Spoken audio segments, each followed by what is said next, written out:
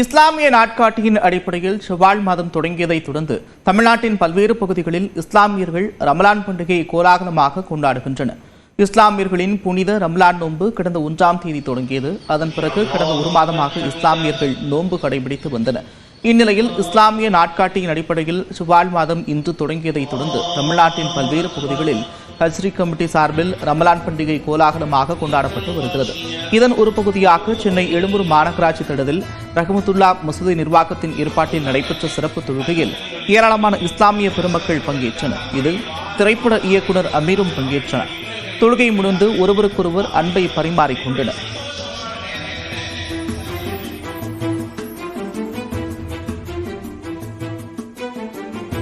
இந்த ரமலான் பண்டிகை தினம் என்பது சகோதரத்துவத்தையும் அன்பையும் பெருக்குவதற்கான, அனாதைகளை நேசிப்பதற்கான தினமாகும். இந்த நாளை கொண்டாடுகின்ற அனைத்து சமூகத்தினருக்கும் என்னுடைய நெஞ்சார்ந்த வாழ்த்துக்கள். இறைவனின் ஆசையும் அதற்கு உண்டாகட்டும். கன்னியாகுமரி மாவட்டம் நாகர்கோவில் அருகே மஸ்துல் பள்ளி புதுத்தெருவில் நடைபெற்ற நிகழ்ச்சியில் திரளான இஸ்லாமியர்கள் சிறப்பு தொழுகையில் ஈடுபட்டனர். பெண்கள், சிறுவர் சிறுமியர், முதியவர் என திரளானோர் பங்கேற்று வாழ்த்துக்களை பரிமாறிக்கொண்டனர். இதேபோல நெல்லை பசார் திடலில் நடைபெற்ற சிறப்பு தொழுகையில் திரளான இஸ்லாமியர்கள் புத்தாடை அணிந்து கொண்டு இறைவனை வேண்டி தொழுகையில் ஈடுபட்டனர். தென்காசி நகரின் மையப்பகுதியில் அமைந்துள்ள முஸ்தபியா வளாகத்தில் வைத்து மஸ்ஜித் ரஹ்மான் கிம் ஹா பள்ளிவாசல் சார்பில் ரம்ஜான் சிறப்பு தொழுகை நடத்தப்பட்டது. கோவை குனியாமுத்தரில் உள்ள ஆயிஷா மஹால் மைதானத்தில் ஜாக் கமிட்டி சார்பில் நடைபெற்ற ரம்ஜான் சிறப்பு தொழுகையில் ஆயிரக்கணக்கானோர் பங்கேற்றனர். புத்ரா எனப்படும் தங்களுக்கு விருப்பமான பொருட்களை ஏழை எளிய மக்களுக்கு தானமாக கொடுத்தனர்.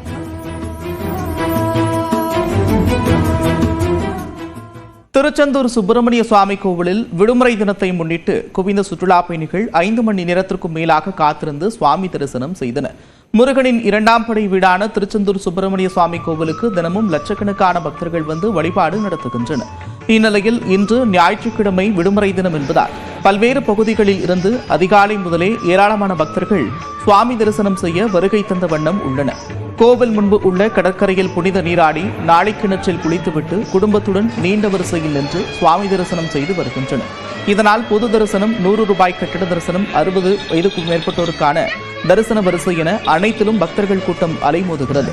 கடந்த சில நாட்களுக்கு முன்பு 100 ரூபாய் கட்டண வரிசையில் நின்றிருந்த பக்தர் ஒருவர் மயங்கி விழுந்து உயிரிழந்ததால் இலவச வழி 100 ரூபாய் கட்டண வரிசையில் தலா 2 அவசர வழிபாதைகள் அமைக்கப்பட்டுள்ளன.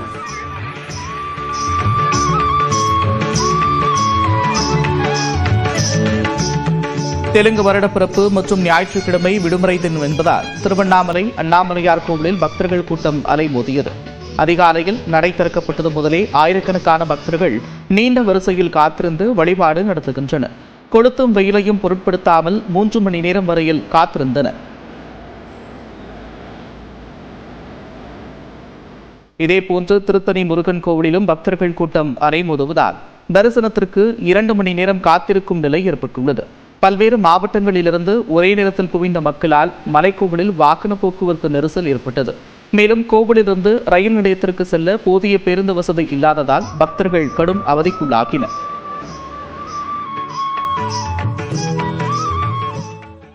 தொடர்ந்து எக்ஸ்பிரஸ் 18 செய்திகளை பார்க்கலாம். ஆண்களை விட பெண்கள் மிகவும் புத்திசாலிகள் என அமெரிக்க அதிபர் டொனால்டு ட்ரம்ப் தெரிவித்தார். வெள்ளை மாளிகையில் நடைபெற்ற செய்தியாளர் சந்திப்பில் பெண் என்பவர் யார் என்று ட்ரம்பிடம் செய்தியாளர் ஒருவர் கேள்வி எழுப்பினார். அதற்கு பதிலளித்த ட்ரம்ப், பெண் என்பவர் குழந்தை பெற்றுக் கொள்பவர், அவர்களுக்கும் சமத்துவம் இருக்கிறது என்றார். பெண்களின் விளையாட்டுப் போட்டிகளில் திருநங்கைகள் கலந்து கொள்வதற்கு எதிராக பேசிய ட்ரம்ப் அது நியாயமற்றது என்றார். கூட்டணி தொடர்பாக அமித்ஷா பேசியதே இறுதியானது என்று தமிழ்நாடு பாஜக தலைவர் அண்ணாமலை தெரிவித்திருக்கிறார். கடந்த செவ்வாய்க்கிழமை திடீரென்று டெல்லி புறப்பட்டு சென்ற அதிமுக பொதுச் செயலாளர் உள்துறை அமைச்சர் அமித்ஷாவை சந்தித்து பேசினார். பின்னர் செய்தியாளர்களிடம் பேசிய அவர் அமித்ஷாவிடம் கூட்டணி குறித்து பேசவில்லை என்றும் தமிழக பிரச்சனைகள் குறித்தே பேசியதாகவும் தெரிவித்தார். இந்த சூழலில் ஆங்கில தொலைக்காட்சி நிகழ்ச்சியில் பங்கேற்ற அமித்ஷா அதிமுகவுடன் கூட்டணி பேச்சுவார்த்தை நடைபெற்று வருகிறது என்றார். இந்நிலையில் டெல்லி சென்றிருந்த தமிழக பாஜக தலைவர் அண்ணாமலை கோவை திரும்பினார். கூட்டணியை பற்றி எந்த வார்த்தையும் நான் பேச விரும்பல. அது நம்முடைய உள்துறை அமைச்சர் அமித்ஷா அவர்கள் நேற்று முன்தினம் டைம்ஸ் நவ் சம்மிட் டெல்லியில பேசியிருந்தாங்க. நீங்க அதை பார்த்தீங்க. அதனால் அவருடைய கருத்தை இந்த விஷயத்தை பொறுத்தவரை இறுதி கருத்தாக நீங்கள் எடுத்துக்கங்க. என்னை பொறுத்தவரை தமிழகம் நன்றாக இருக்கணும், மக்கள் நல்லா இருக்கணும், அதே நேரத்தில் பாரதிய ஜனதா கட்சியினுடைய வளர்ச்சி தங்குதடை என்று இருக்கணும் அப்படிங்கிறது நான் ரொம்ப தெளிவாக இருக்கேன். இதேபோல செங்கோட்டையனின் டெல்லி பயணம் குறித்த கேள்விக்கும் அவர் பதிலளித்தார். இன்னைக்கு தமிழ்நாட்டிலிருந்து ஃப்ளைட்ல யார் ஏறினாலும் டெல்லிக்கு தான் வர்றாங்க, பாரதிய ஜனதா கட்சி தலைவர்களை தான் பார்க்குறாங்க அப்படின்னு மீடியாவில் நிறைய யூகம் எழுதுறீங்க. அண்ணன் செங்கோட்டையன் அவர்கள், மதிப்புக்குரிய அண்ணன் செங்கோட்டையன் அவர்களுடைய பயணம், அதில் யூகத்தை எழுதுறீங்க. பாரதிய ஜனதா கட்சியை பொறுத்தவரை திரைமறைவில் யாரையும் சந்தித்து பேச வேண்டிய அவசியம் பாரதிய ஜனதா கட்சிக்கு இல்லை. தொடர்ந்து பேசிய அவர் டாஸ்மாக் ஊழலை விட 100 நாள் வேலை திட்டத்தில் அதிக ஊழல் நடைபெற்றிருப்பதாகவும் குற்றம் சாட்டினார்.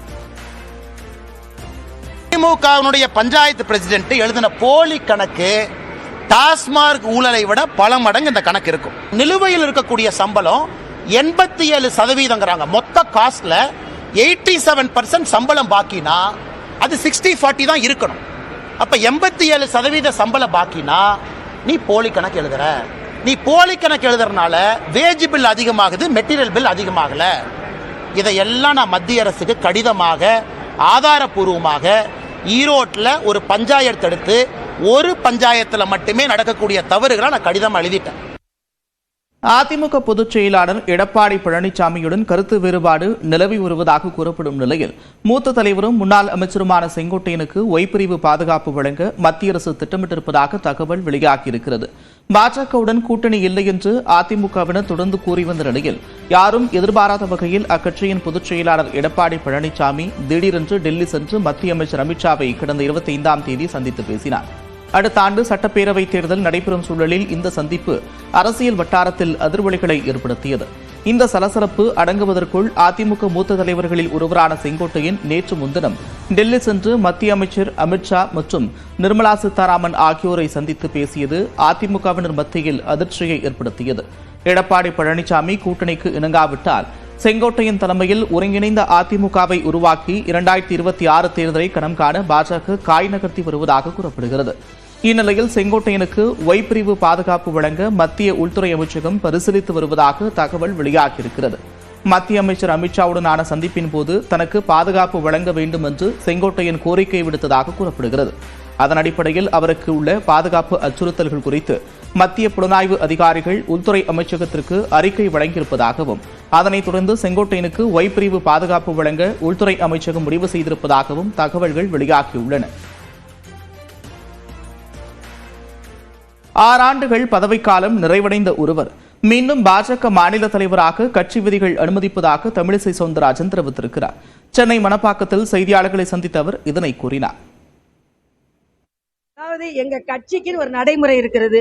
எந்த வேலை யாருக்கு கொடுத்தாலும் அந்த வேலையை நாங்க செய்ய போறோம். தற்போது உள்ள தம்பி அண்ணாமலை உழைத்துக் கொண்டிருக்கிறார். எங்க கட்சிக்கு இப்போ ஒவ்வொரு மாநிலமாக அறிவிக்கப்பட்டிருக்கிறார்கள். அதனால தலைவர் நிச்சயமாக அறிவிக்கப்படுவார்கள்.